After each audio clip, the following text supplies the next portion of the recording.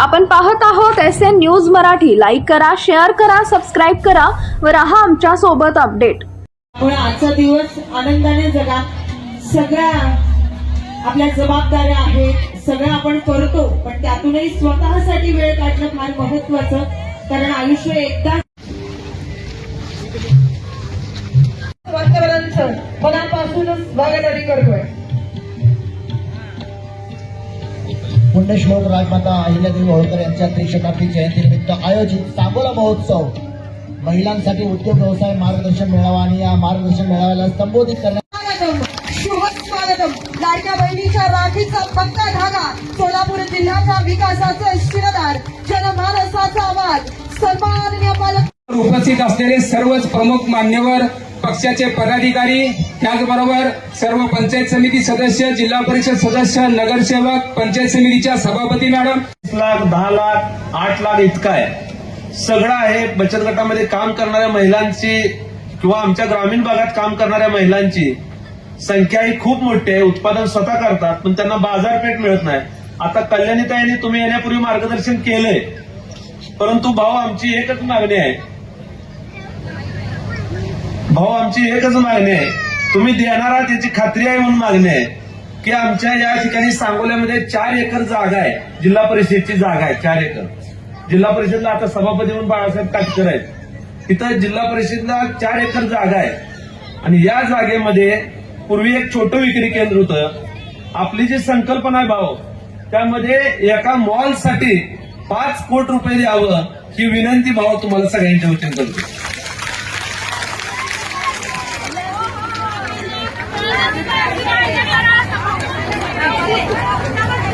सगळेच उठलेत भाऊ.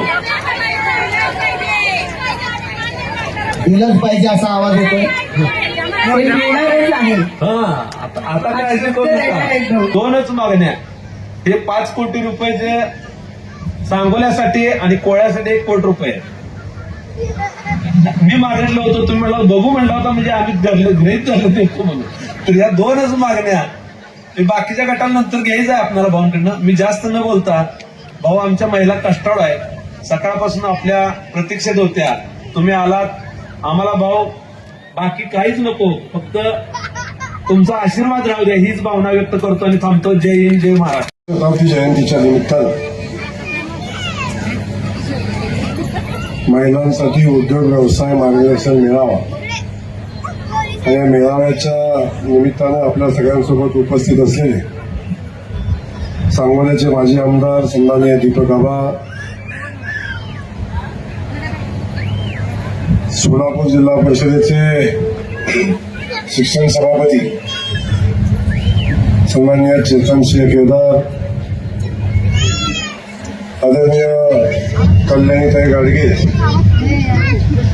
बाळासाहेब एरंदे, सचिन देशमुख, शशिकांत नाना चव्हाण, भाऊसाहेबजी रुपनवर, मारुती आबा बनकर, पूनमताई इंगावले, वैशालीताई झपके, तनुजा एरंडे, राजश्री केदार, शोभाताई झपके, संभाजी आलदार, मारुती बनकर, प्रशांतजी भलेकर, अनेक लोक उपस्थित आहेत. सगळ्यांची नावं घेता आली नाही, सगळ्यांची क्षमा मागतो.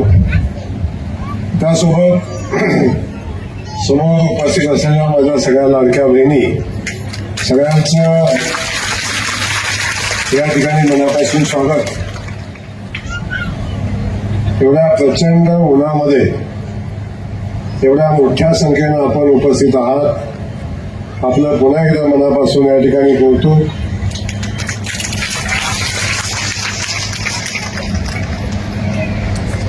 गेल्या 4 दिवसापासून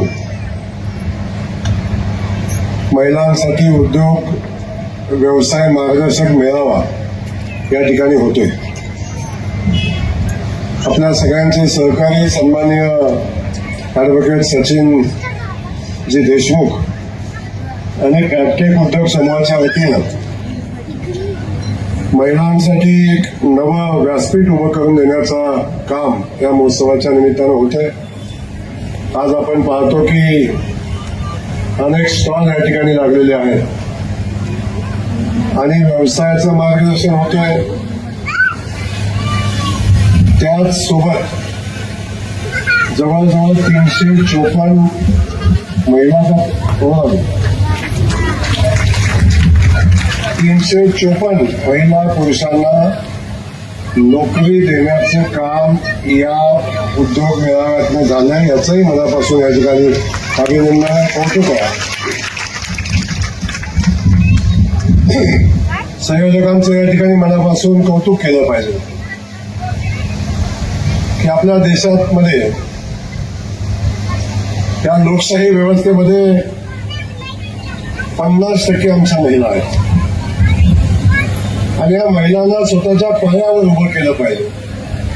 या महिलांना स्वाभिमानानं जीवन जगवण्यासाठी आवश्यक असणाऱ्या सगळ्या गोष्टी केल्या पाहिजेत. अशा पद्धतीची भूमिका माननीय नरेंद्र मोदीजींनी घेतलेली आपण सगळेजण पाहतो. खास करून मुंबईच्या माध्यमातून या सगळ्या आमच्या बचत गटातल्या महिला भगिनींना ताकद देणं, त्यांना त्यांच्या पायावर उभं करणं, व्यवसायासाठी त्यांना कर्ज उपलब्ध करून देणं, त्यांना भांडवल देणं आणि त्यांच्या मालासाठी हक्काची बाजारपेठ उपलब्ध करून देणं आणि आमच्या सगळ्या बहिणींना लखपती दिदी बनवण्याचं काम आदरणीय मोदीजींनी हातात घेतलंय आणि त्याच दिशेने आपण सगळे मिळून काम करतो. आपण सगळेजण पाहतोय आता महिला चूल आणि मूल यापुरतं मर्यादित नाहीत. आता महिला सगळ्या क्षेत्रामध्ये मजबूतीनं पुढे येत आहेत, मजबूतीनं काम करतायत आणि आम्ही समाजाचा प्रमुख घटक आहोत. ही भूमिका घेऊन स्वतःचं अस्तित्व निर्माण करण्याचं काम आमच्या महिला भगिनींच्याकडून होताना आपण सगळेजण पाहतो. राजकारण असेल, अगदी उद्योग व्यवसाय असेल, अगदी सैन्यामध्ये असेल किंवा त्याच्याही पुढे जाऊन ज्या क्षेत्रामध्ये खास करून चंद्रावरची मोहीम जेव्हा होते त्याही मोहिमेमध्ये आमच्या महिला भगिनी सहभागी होतात आणि स्वतःला मजबूतीने लोकांच्याकडे उभं करतात, त्या जगापुढे उभं करतात. याचं आम्हाला मनापासून कौतुक आहे. आज आपण पाहतो बचत गटाच्या माध्यमातून आता महिला प्रत्येक व्यवसायामध्ये येताना आपण पाहतो. पूर्वी असायचं की महिला म्हणजे पापड, महिला म्हणजे सांडगे, महिला म्हणजे खाद्यपदार्थ तयार करणाऱ्या महिला आपण बघायचो. पण मला सांगायला अभिमान वाटतो, आता आम्ही महालक्ष्मी सरस घेतलं, मिनी सरस घेतलं. आमच्या महिला भगिनींनी मुंबईमध्ये गावखेड्यातनं गेल्या बचत गटाच्या महिला आणि मुंबईमध्ये जाऊन स्वतःच्या उत्पादित मालाची विक्री त्या ठिकाणी केली. 17 दिवसामध्ये 52 कोटी रुपयाची विक्री विक्रमी मुंबईमध्ये झाली. वाशीमध्ये 22 कोटी झाली, नागपूरमध्ये 19 कोटी झाली. आमच्या मिनी सरसच्या माध्यमातून जिल्ह्यात होतेच. आता महिलांचं उत्पादन एवढं चांगलं आहे, त्याचं ब्रँडिंग चांगलं आहे, त्याची क्वालिटी चांगली आहे, त्याला आता मार्केटिंग कसं करायचं हे आमच्या महिलांना समजतंय. त्या महिला सक्षमपणे आता व्यवसायामध्ये पुढे येताना आपण सगळेजण पाहतो. अगदी ग्रामपंचायत असेल, सगळ्या जिल्हा परिषद असेल, या सगळ्यामध्ये आमच्या महिलांचं आरक्षण आता 50% आरक्षण आहे आणि त्या 50%मध्ये आमच्या महिला सक्षमपणे काम करताना गावखेड्यामध्ये आपण पाहतोय. आणि याचंही मनापासून आपल्याला या निमित्तानं कौतुक आहे. आज आपण पाहतो या सगळ्या गोष्टीत महिलांना मदत करत असताना आता मोदीजींचा एकदा टाळ्या वाजवा जोरात एकदा मोदीजींचा. आता ते शक्य झालं नाही, पण भविष्यात मोदीजी शक्य केल्याशिवाय राहणार नाही. ग्रामपंचायतीमध्ये 7 ग्रामपंचायत सदस्य निवडून येतात, त्याच्यात 4 महिला असतात आणि 3च गडे असतात. 4 महिला आणि 3च गडे असतात. त्यामुळे आता महिलांची संख्या आता मजबूतीने पुढे येते, महिला काम करतायत. आता मोदीजींनी ठरवलंय की आता फक्त महिला ग्रामपंचायत सदस्य, जिल्हा परिषद सदस्य नाही होणार, आता आमच्या महिला आमदार पण होणार. त्या महिलांसाठी 33% आरक्षण, 33% आरक्षण आमच्या महिला भगिनींसाठी ठेवलंय. काय माहिती आता आरक्षण आल्यावर मला पुन्हा काय उभं राहता येते का नाही येतं. आमची एखादी भगिनी आता या ठिकाणी आमदार म्हणून काम करेल. त्यामुळे समाजामध्ये महिलांना मानाचं स्थान देण्याचं काम आता देण्याचं मोदीजींनी ठरवलंय. पण काही कपाळकरांच्या लोकांनी महिलांचं आरक्षण आणून पाडण्याचं काम केलं, हे आपण सगळ्यांनी बघितलं. परंतु मोदी है तो मुमकिन है, मोदीजी महिलांना आरक्षण दिल्याशिवाय राहणार नाही. तेव्हा आता बघितलं हे तर झालं. आमचे देवेंद्रजी काम करतात ताकदीनं, आमच्या लाडक्या बहिणी, सगळ्या बहिणींना लाडक्या बहिणी म्हणून देवाभावाला आपण सगळेजण पाहतो. आणि आमच्या देवाभाऊनी महिलांना स्वतःच्या पायावर स्वाभिमानानं उभं राहता यावं म्हणून फुलला फुलाची पाकळी म्हणून महिन्याला 1,500 रुपये देण्याचा निर्णय घेतला. येतं का नाही आपल्याला? येतो ना? महिन्याला 1,500 रुपये. कशाला म्हणता तू? सक्का भाऊ आहे की नाही तुम्हाला? आहे का? राखी पौर्णिमेला वर्षातनं कधी येतो? किती वेळा येतो? हा, एकदाच येतो ना. भाऊबीजाला एकदा दिवाळीत आला तर आला, पण एकदा सक्का भाऊ सुद्धा राखी पौर्णिमेला आल्यावर ताटामध्ये 500 रुपये टाकताना बायकोकडे 3 वेळा बघतो. काय का नाही? बायकोनं मान हलवली तर ताटात 500 रुपये पडतात, नाही तर पुन्हा खिशात घालतो गडी. आज आपला देवा भाऊ महिन्याला 1,500 रुपये बहिणीच्या खात्यात पाठवतो. आज बहीण स्वाभिमानानं जगते. तिला तिच्या खात्यावर पहिल्यांदा तिच्या खात्यावर पैसे असतात. त्याचं 100 रुपये मागायचं म्हणजे 100 रुपये ताई, तरी गडी किती ताटायला तुम्हाला माहिती आहे? कशाला पाहिजे? कालच दिले होते, बाजारात आले की किती राहिलं, काय काय आणलं, त्या सगळ्याचा हिशोब द्यायला लागायचं. खरंय का नाही? आता हाच गडी सकाळी उठल्या म्हणतो तुझ्या अकाउंटवर किती शिल्लक आहेत ग, म्हणतो का नाही? हा स्वाभिमान कुणामुळे मिळाला? कोणामुळं? देवाभाऊमुळे मिळाला ना. हे समजून आपण घ्या की आज आमच्या सगळ्यांची भूमिका आमच्या महिला सक्षम झाल्या पाहिजे. महिला देण्याचं काम आता माझ्याकडेच आहे. तर आता अडचण असायचं कुठलं काम राहिलं नाही. भावाचं बहिणीचं नातं आता जवळच झालेलं आहे, तेव्हा आता अजिबात अडचण येणार नाही. आपण ज्या ज्या गोष्टी बचत गटाच्या माध्यमातून कराल त्या गोष्टीला बाजारपेठ मिळवून देण्याची जबाबदारी आमची आहे. आताच आमच्या चेतनसिंहने सांगितलं, आपल्या सचिन दादाने सांगितलं की आता मिनी सरस, महालक्ष्मी सरस, महिला भगिनींनी जो माल बनवतात त्याला बाजारपेठ देणं, यासाठी आपण वर्षातून एकदा 5 दिवसाचा कार्यक्रम करतो.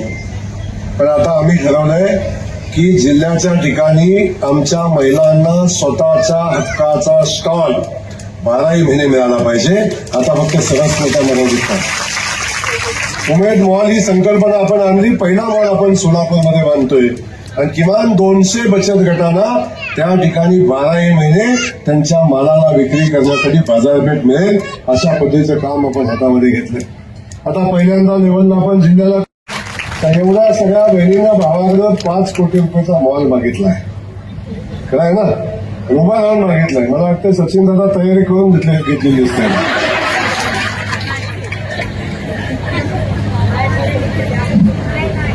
आपल्याला माहिती आहे आता भावाची कमजोरी बहीणच असते ना. आता बहिणीकडून सांगितलं की आम्ही ऐकू अशा पद्धतीची भूमिका सचिन दादा तुम्ही घेतलेली आहे. त्यामुळे काही काळजी करू नका.